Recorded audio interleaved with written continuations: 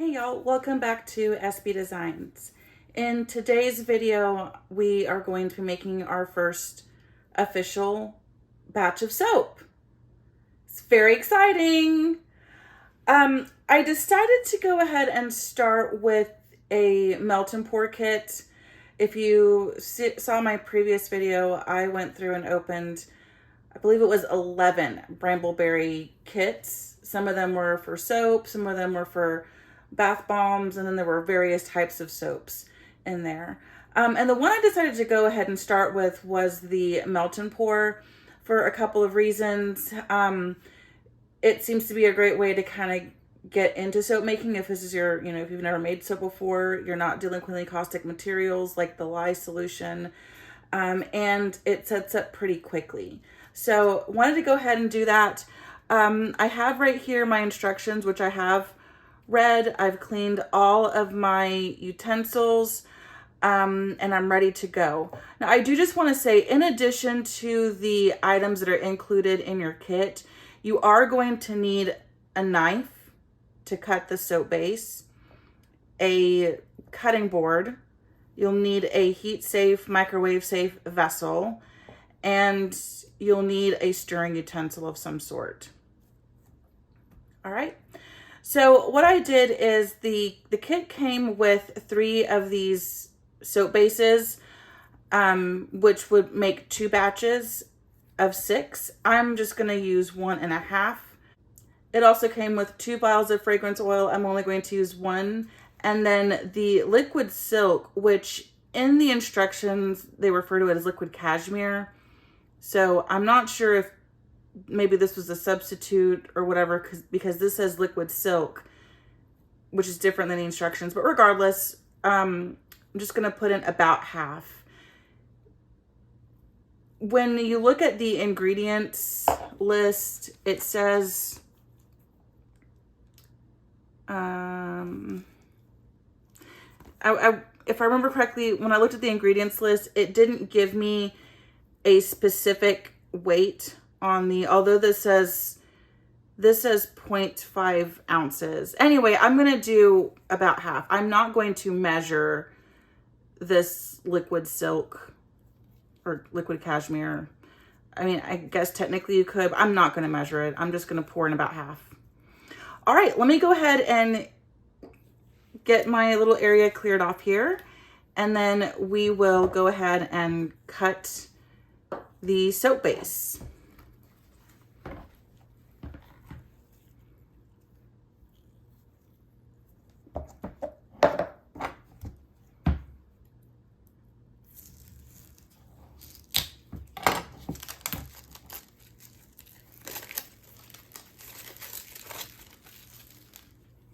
The instructions say to cut the soap base into, oh wow, it's soft, but it's hard. There is quite a bit of resistance. I mean, it's easy enough to cut, but yeah, this is like a really cheap, it was like $1.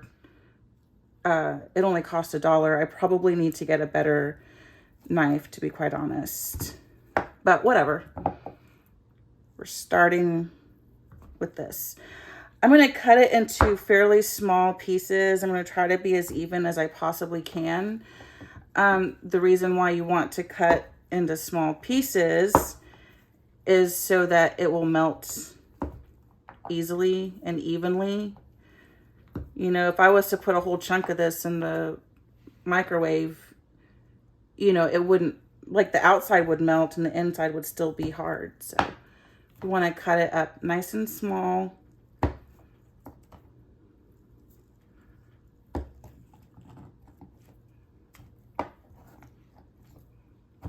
Now, the nice thing with melt and pour is it's already soap.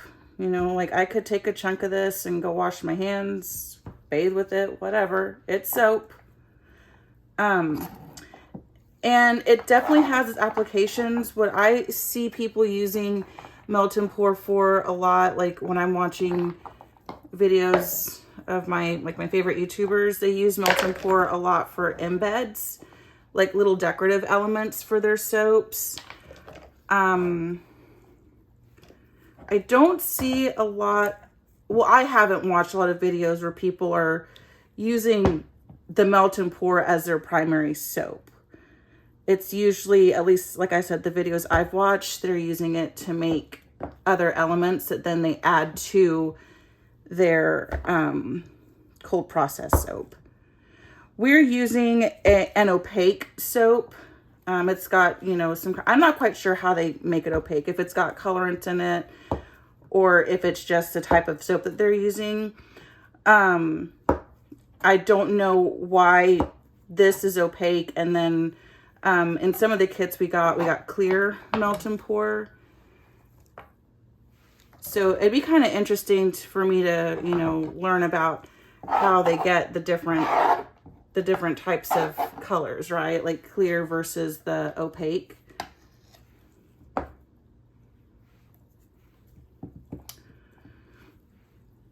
All right, almost done with this first block, and then I'm gonna do half of the second block.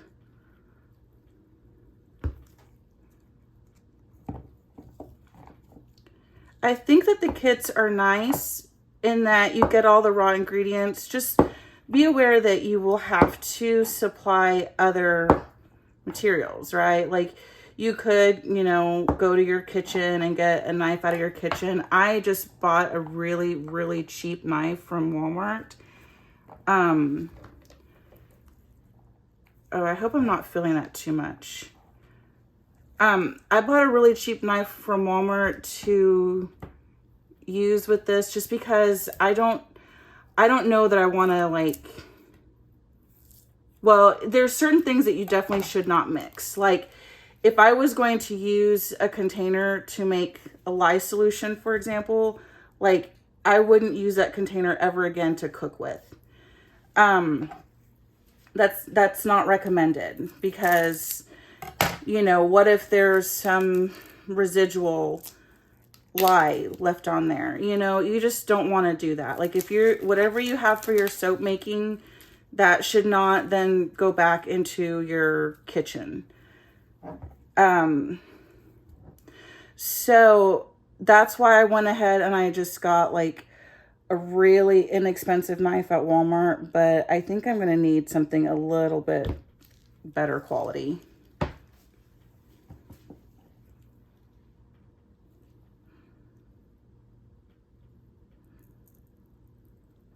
Again, the soap isn't hard, but, and I think part of it too is that the knife is just such poor quality, like it feels like it's gonna break. But it's okay. We'll start with this.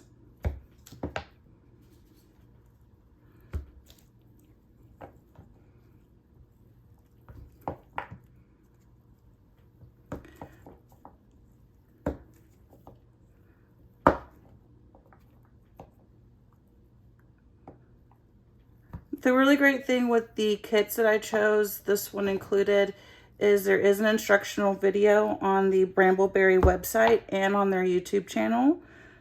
So I didn't rewatch the video. I watched the video when I was deciding on which kits to get, and I had seen the video before in the past, but I kind of was like watching the videos as I was selecting which of these kits I wanted to do. Or start, you know, wanted to purchase, I should say. That's probably,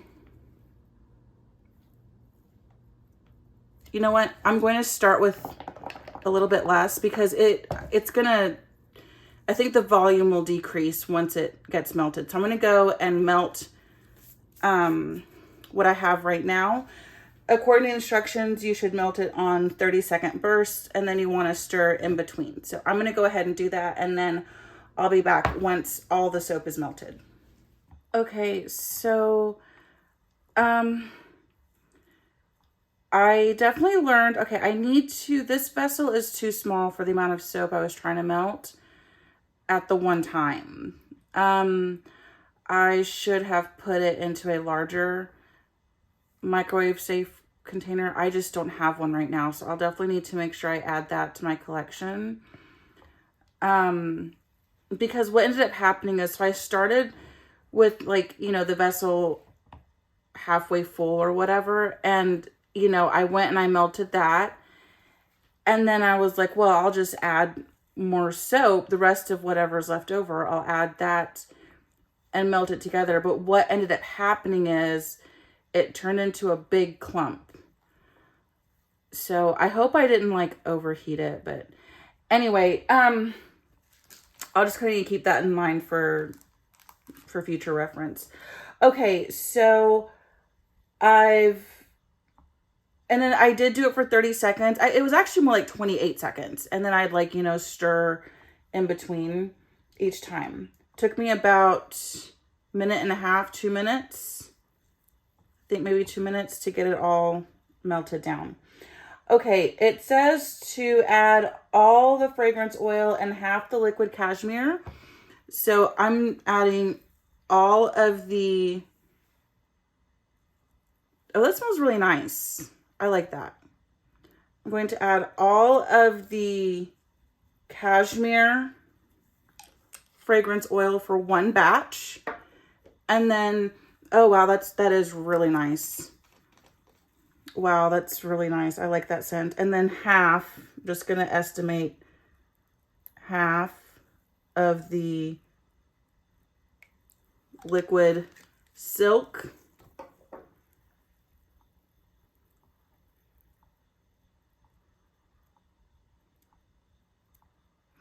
Okay, and then with the powder here, they say to add it to a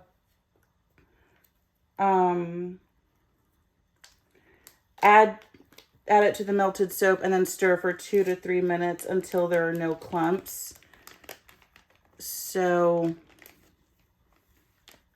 and the powder is pretty fine. I'm going to go ahead and just add it.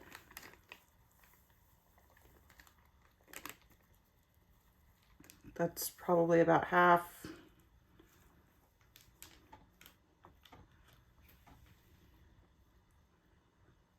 Oh no.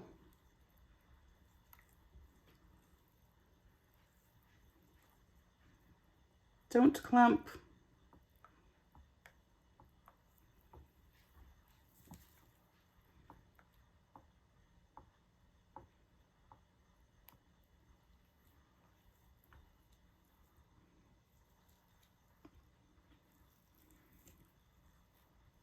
Dang it, it's clumping. Probably should have done like a slurry with the powder. I mean, I guess it's melting. I think that's what I'll do next time though, is more of a slurry with like a little bit of the soap and the powder and like rub out any of the clumps because it is kind of clumping up a little. Man, that scent is really nice. Golly. All right, I'm just going to try to like stir it.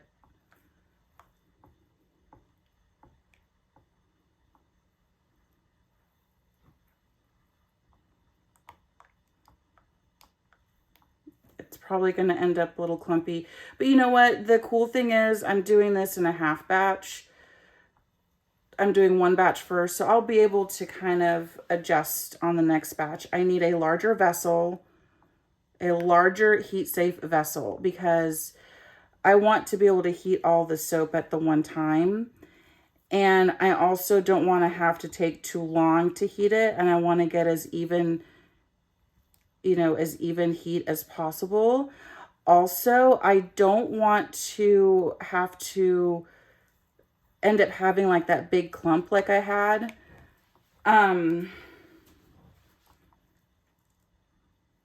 Yeah, that big clump, I was worried that I'd ruined it somehow. Okay, the clumps are almost gone. I'm just going to stir a little bit more.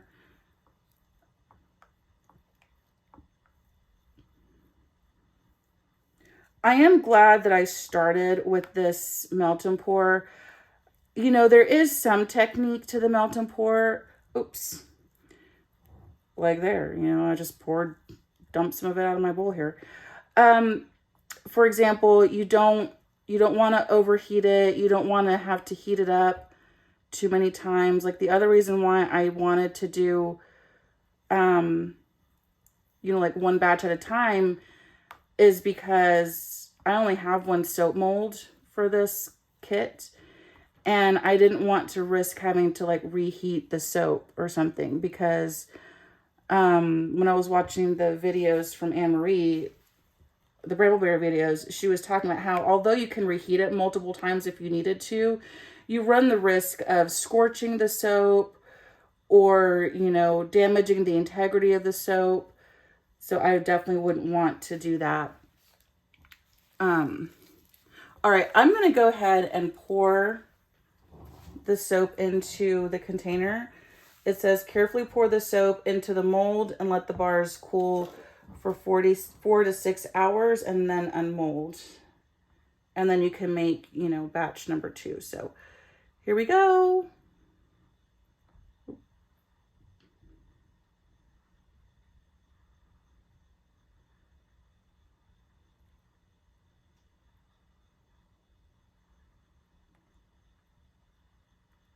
This is so surreal right now. Like, I can't believe I'm actually making soap. And I want to, like, make sure I'm not justifying it and being like, oh, well, it's just melt and pour. I mean, it's still soap, you know? Like I was saying, there is a technique with melt and pour as well.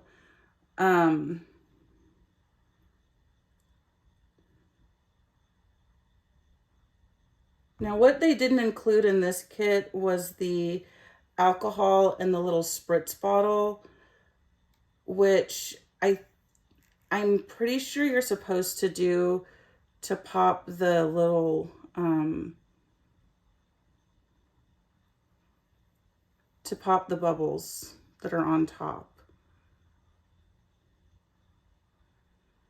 And then I know that in the videos, Anne-Marie suggests not going all the way to the top of the silicone mold, just that you get a better bar if it's not all the way at the top. But this half recipe, like, there's a little bit left over. So I'm gonna get another, I have a silicone mold. Okay.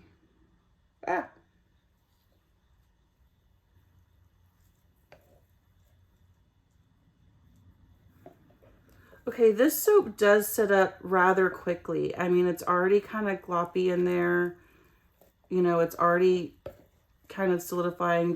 This right here was stuff that wasn't completely incorporated. I don't even know if you can see. This right here wasn't completely incorporated, just on the edge. But this stuff right here is already starting to solidify. So, anyway, yeah, see, that's already hard there. Getting hard, so... That's very interesting. There is also a little bit of a skin forming on here and here as well. And then I have those bubbles. I wish I had had I didn't have it in this kit. I'm doing the ingredients that came in the kit, but I wish that I had had the, spritz bottle with the alcohol, because I believe that is what pops the little bubbles. Anyway, that is it. That soap is made. I was thinking about possibly making another one of the melt and pour kits, but I think I'm going to just keep it at this tomorrow, because it's already kind of late in the day. It's already nighttime. It's actually bedtime. I didn't realize it would be ready in like 4 to 6 hours. So tomorrow I'll unmold them, you know, and then I'll be able to kind of see how we're going. And then I'll make adjustments for the second batch.